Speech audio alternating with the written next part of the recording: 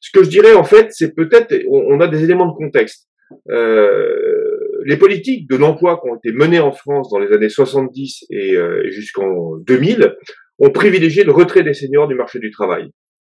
L'objectif, c'était de favoriser l'emploi pour les autres tranches d'âge. On a abaissé l'âge légal de la retraite de 65 à 60 ans. On a mis en place des dispositifs de départ à la retraite anticipée.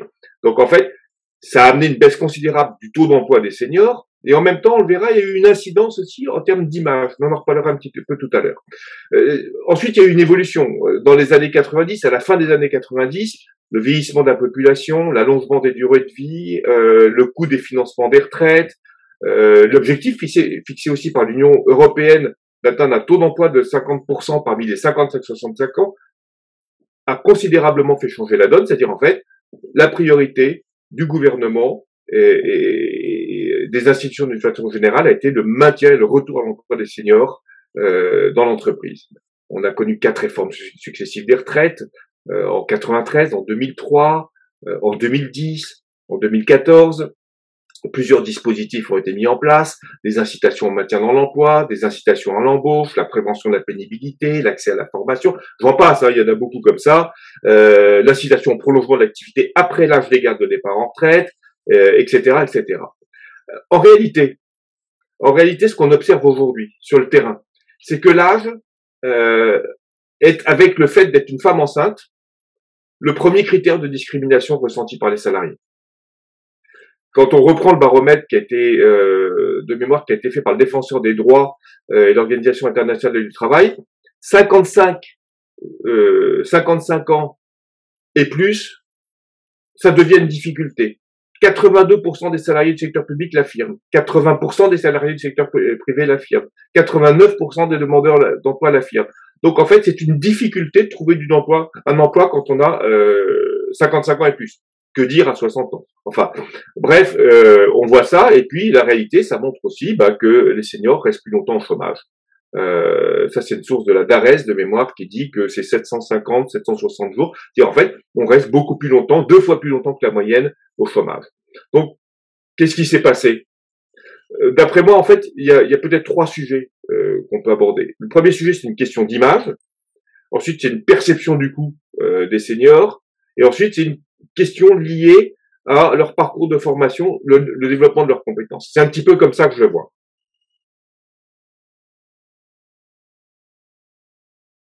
C'est assez compliqué en fait, parce que ce que je dirais, quand tout à l'heure je parlais de questions d'image, je crois que pour embellir l'avenir de l'emploi des seniors, il faut peut-être porter sur eux un autre regard. On est dans une société de jeunisme. Globalement, vous avez 50 ans et plus dans une agence de pub, vous êtes cuit, quoi.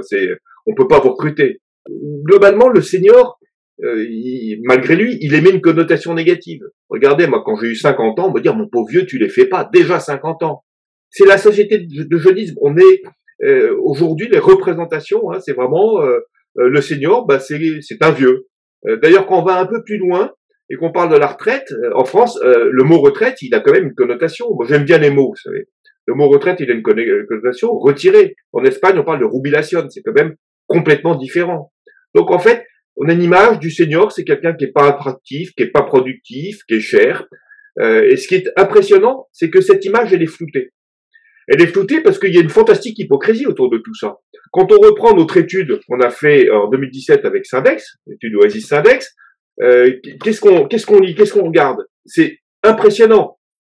Ils nous disent à 90%, les seniors détiennent la mémoire de l'entreprise. Les seniors facilitent l'intégration des jeunes. Les seniors sont plus fiables, sont plus autonomes, ils sont plus assidus au travail. C'est les 930 répondants qui nous disent ça dans cette étude. Des DRH, des DG, impressionnant. Alors ils nous disent effectivement à 50%, donc c'est un peu moins, qu'ils ont une capacité d'adaptation au changement, à 50% qui sont plus disponibles, alors qu'en réalité, leurs enfants sont grands, souvent, et ils ont beaucoup plus de disponibilité pour l'entreprise. Alors ça, c'est impressionnant. On pousse un petit peu plus loin, ils ne sont pas moins motivés, ils sont pas moins productifs, ils sont pas moins compétents, ils sont pas plus souvent malades. Ils sont moins intéressés par l'information, ils sont pas mis en difficulté par les technologies. Enfin, cette étude, elle est impressionnante parce qu'elle montre finalement que quand on écoute les DRH et les DG qui y répondent, on s'aperçoit que les seniors sont des gens absolument fantastiques. Et puis il y a la réalité. La réalité, c'est que dans les dispositifs collectifs, on les sort de l'entreprise. Ce sont les premiers qui sont visés dans les PSE et les dispositifs de RCC. Les entreprises mettent en place des financements des pré-retraites. Donc en fait, vous voyez cette image, il y a véritablement une forte hypocrisie qui se dégage de tout ça. Et tant qu'on n'aura pas, à mon sens, tant qu'on n'aura pas travaillé cette question d'image, on aura toujours cette connotation négative.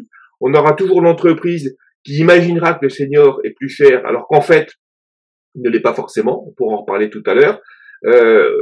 L'entreprise continuera à penser que le senior ne peut pas se former, alors qu'en fait, il peut se former peut-être à la condition qu'on mette en place des parcours, mais ça, on va peut-être en reparler également. Et puis, l'entreprise doit véritablement avoir un autre regard. C'est une condition sine qua non, parce que sinon, pour répondre aux priorités de maintien dans l'emploi des seniors et d'embauche des seniors, on dira toujours oui, ils sont fantastiques, mais la réalité montre le contraire. La première solution, vraiment la première, je suis un peu têtu, pardonnez-moi, c'est de porter un regard différent sur les seniors. Ouais. Il faut arrêter de dire qu'on les aime, mais pas chez nous. Passer d'une logique de sortie à une logique d'employabilité. Et ça, de façon très concrète, hein, c'est-à-dire en fait, il suffit d'avoir un autre mode de raisonnement. Il faut traiter la question des seniors, non pas par la sortie, mais par le développement de leur employabilité.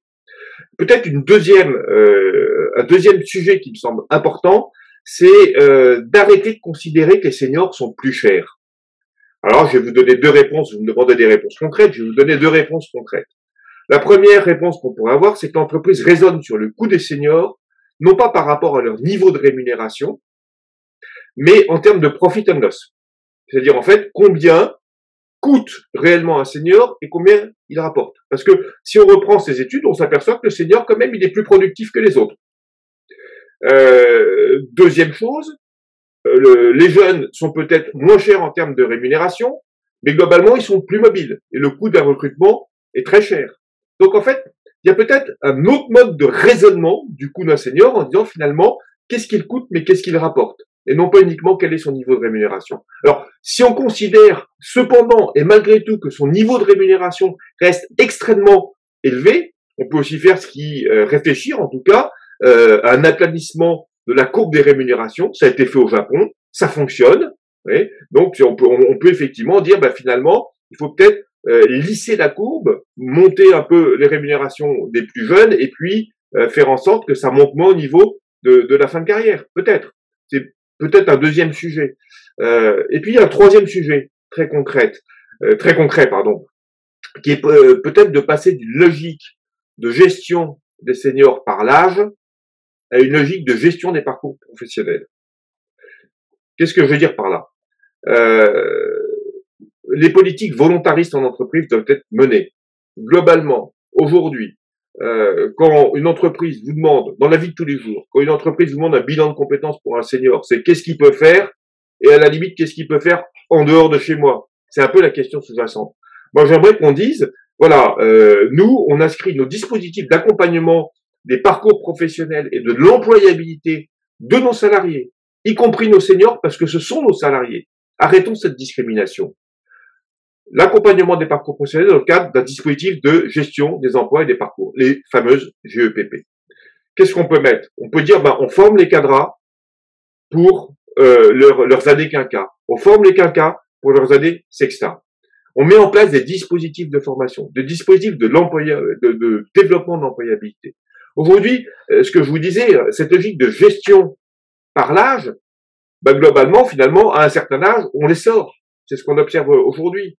Et quand on reprend toutes les qualités qu'on leur attribue, c'est ce que je disais tout à l'heure, et c'est pour ça que j'étais un petit peu insistant sur ce sujet-là, quand on prend toutes les qualités qu'on leur attribue, globalement, ils ont toute leur place dans l'entreprise. Ils ont véritablement leur place, et peut-être mettre en place par rapport aux besoins en nouvelles compétences des entreprises, mettre en place des politiques de parcours, de formation adaptées pour les seniors. Dans la transformation de compétences, je crois que la première chose qu'on peut mettre, c'est un parcours de formation. C'est-à-dire, en fait, pour évoluer dans ces compétences, il faut proposer des formations aux seniors. J'aime pas dire le mot senior, par rapport à ce que je disais. Mais globalement, en entreprise, on s'aperçoit que les parcours, les dispositifs de formation, ils sont beaucoup plus proposés aux tranches plus jeunes, moins seniors, on va dire, et que on se dit les seniors, ils sont pas intéressés par la formation. C'est vrai, ils sont peut-être pas intéressés de façon très spontanée par la formation, mais ils ont une vraie volonté d'apprendre. Il y a des études qui le prouvent. Donc en fait, c'est véritablement mettre en place des dispositifs d'accompagnement spécifiques pour cette tranche d'âge. On avait des bilans seniors qui étaient menés en entreprise historiquement.